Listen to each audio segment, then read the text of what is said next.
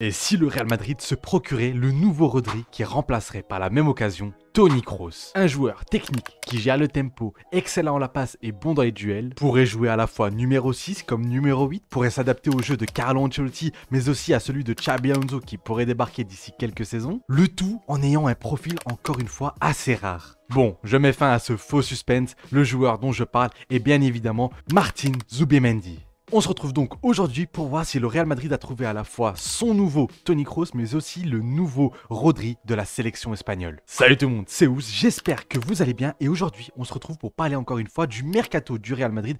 En effet, ces derniers temps on ne parle que de ça, les rumeurs fusent du côté de la capitale espagnole et on va en discuter. Après Dean Huijsen dont on a pu faire une vidéo dessus, Trent Alexander-Arnold dont on a aussi fait une vidéo dessus, il est l'heure de parler de Martin Zubimendi qui semble se diriger du côté de la Casablanca. En effet, le champion d'Europe 2024 semble se diriger vers le club aux 15 Ligues des Champions, lui qui était pisté par Arsenal, Liverpool ou encore le FC Barcelone. Possédant une clause de, entre guillemets, seulement 60 millions d'euros, il devrait arriver du côté du Real Madrid dès cet été. C'est pour ça que j'ai décidé d'analyser le joueur et de vous proposer le menu du chef. Tout d'abord, son profil, son style de jeu, à qui ressemble-t-il? Évidemment, je l'ai dit, à Rodri ou encore à un Toni Kroos, ses points forts mais aussi ses faiblesses. Quel rôle pourra-t-il avoir du côté du Real Madrid? Est-ce que ce sera un titulaire? Est-ce que ce sera un remplaçant? Est-ce qu'il pourra être important au sein de cet effectif madrilène? Et enfin, nous donnerons les raisons de pourquoi, selon moi, c'est un transfert qui est idéal pour ce Real Madrid. Stop! Avant ça, je tiens à prendre quelques secondes pour vous inviter à liker la vidéo.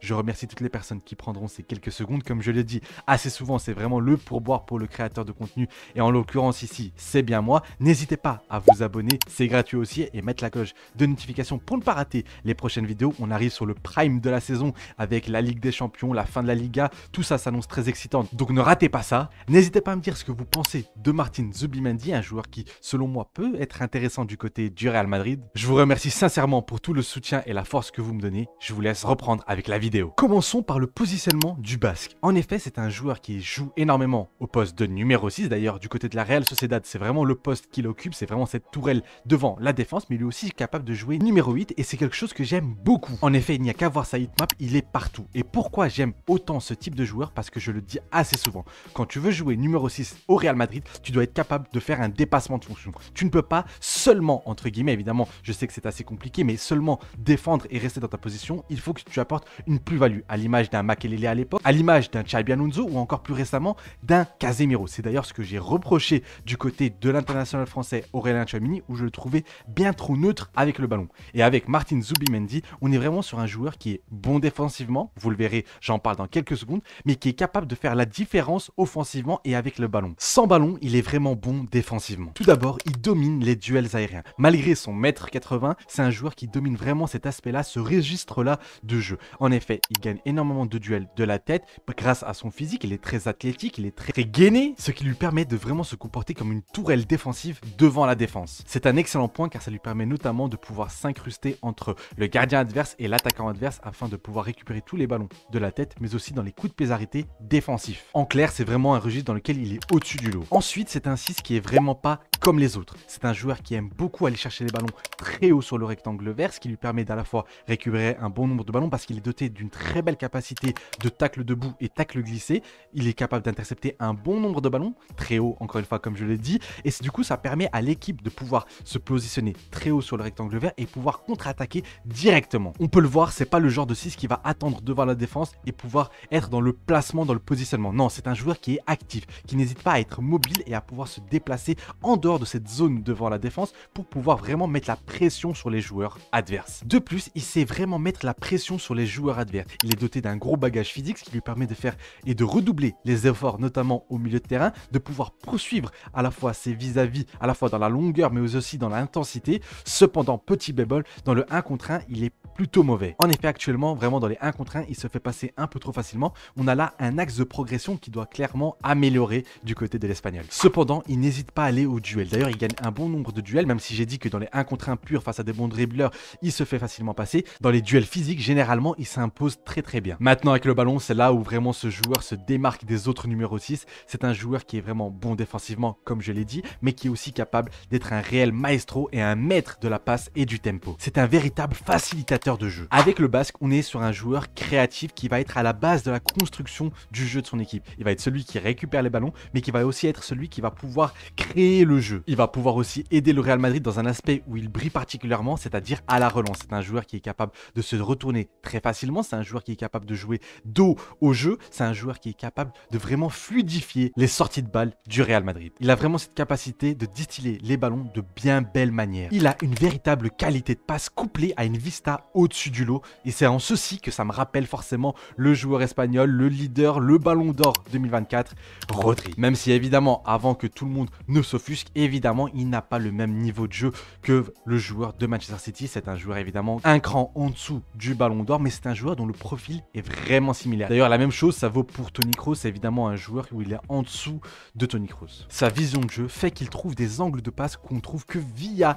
des drones. C'est dire à quel point cette qualité est bluffante. De plus, cette qualité de passe se représente aussi dans cette capacité de faire avancer le jeu. D'ailleurs, en termes de passe progressif, il est excellent dans le domaine. Il fait vraiment constamment avancer le jeu et il casse énormément de lignes défensives. Il possède vraiment cette créativité qui se ressent notamment dans son jeu de longs ballons. En effet, il trouve souvent ses coéquipiers dans la profondeur, mais aussi au sein même de la surface adverse, qui crée forcément du danger. Statistiquement, il ne brille pas et forcément, il fait partie de cette liste de joueurs qu'on a l'impression que si on regarde que les chiffres, c'est un joueur assez moyen. Mais bon, c'est un peu à l'image d'un Sergio Busquets ou encore d'un Rodri. C'est des joueurs qui, en termes de chiffres, on ne peut pas les quantifier, on ne peut pas les qualifier. Avec Zubimendi, on est typiquement dans le joueur de l'ombre, dans ce facilitateur de jeu, dans ce joueur qui, si on ne le voit pas beaucoup dans le match, c'est que le match se passe plutôt bien. Techniquement, il est très propre avec le ballon, de très bons contrôles, un très bel équilibre et une belle agilité avec le ballon. Cependant, ce n'est pas un très grand dribbleur. Ce n'est pas le joueur qui va dévorer des mètres, c'est pas le joueur qui va avoir des possessions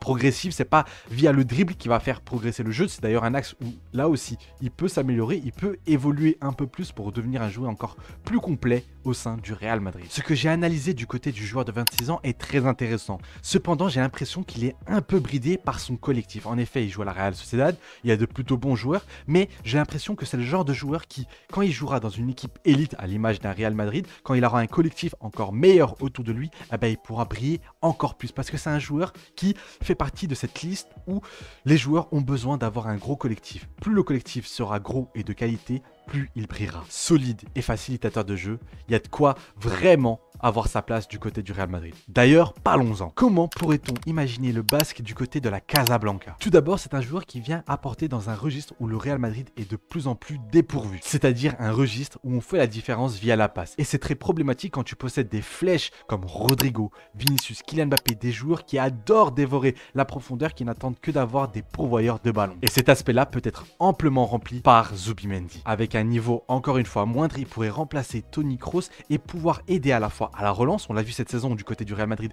c'est catastrophique. Trop de fois, on voit que l'Allemand est absent et ça, c'est mauvais signe. Et qu'il manque quelqu'un pour pouvoir délivrer d'excellents ballons pour les trois flèches de devant. Donc encore une fois, c'est un rôle que peut endosser Zubimendi. De plus, il est physiquement et défensivement très intéressant. Ça fait de lui un joueur et un milieu de terrain très moderne, très complet. Et on le sait que pour jouer aujourd'hui dans le football moderne, dans le football d'élite, il faut être capable d'être excellent dans tous les domaines. Tu ne peux pas briller que par ta technique et être à la ramasse au niveau défensif, au niveau de l'intensité. Aujourd'hui, le football ne le permet plus. Je le vois être un véritable 6, vraiment la sentinelle du milieu à 3 de Carlo Ancelotti.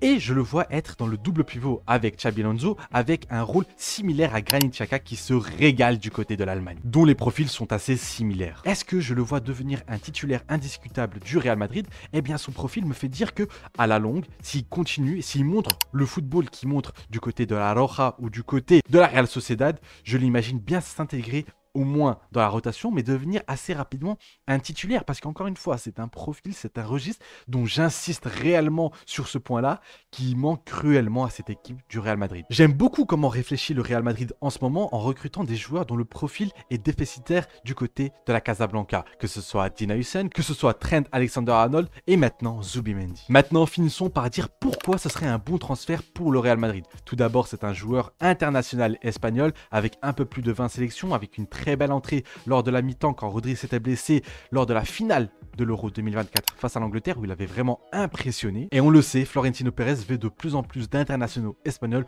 au sein du Real Madrid avec Raúl Asensio, Dean Huijsen pourquoi pas et maintenant Zubimendi, je pense qu'il coche vraiment pas mal de cases. Ensuite, parlons de son prix qui est pour moi totalement abordable, surtout quand on voit le marché aujourd'hui des numéros 6 qui est très pauvre, où il n'y a pas beaucoup de grands cracks sauf ceux qui coûtent plus de 100 millions. T'as Gravenberch qui est du côté de Liverpool, t'as Enzo Fernandez qui est du côté de Chelsea qui a coûté plus de 100 millions d'euros, t'as les joueurs du Barça mais qui vont pas venir du côté du Real Madrid, t'as peut-être Kimmich mais encore une fois en termes de profil peut-être que le choix est meilleur du côté l'espagnol. Donc voilà, pour 60 millions d'euros tu as un joueur qui est dans la fleur de l'âge, qui peut encore s'améliorer, qui a encore une marge de progression, qui est déjà à un très bon niveau, qui est espagnol, qui est bon et qui a un profil qui va venir combler le départ encore une fois de l'immense Toni Kroos. Voilà la fin de cette vidéo, j'espère qu'elle vous aura plu. Petite analyse sur Martin Zubimendi, on le sait qu'il y a des rumeurs qu'il envoie du côté du Real Madrid, c'est un joueur qui a été voulu à la fois par Arsenal, par Liverpool, par le FC Barcelone, c'est un joueur qui est vraiment désiré, qui est un joueur qui a un énorme talent et qui a encore une marge de progression malgré qu'il n'ait plus 20 ans, c'est un joueur qui peut vraiment s'intégrer au sein de cet effectif du Real Madrid, c'est pour ça que j'ai voulu l'analyser, c'est pour ça que j'ai voulu vous le présenter. Maintenant n'hésitez pas à me dire ce que vous pensez du joueur et si pour vous il peut s'intégrer au sein de cet effectif du Real Madrid. Moi en attendant je vous remercie pour le temps que vous avez accordé à cette vidéo, merci d'avance pour ceux qui likeront la vidéo, encore une fois ça aide énormément à la chaîne, merci à ceux qui s'abonneront et qui mettront la cloche de notification, direction les 10 000 abonnés, je compte sur vous les gars. En attendant je vous dis à la prochaine, c'était Ous et un avis noyé dans la mer.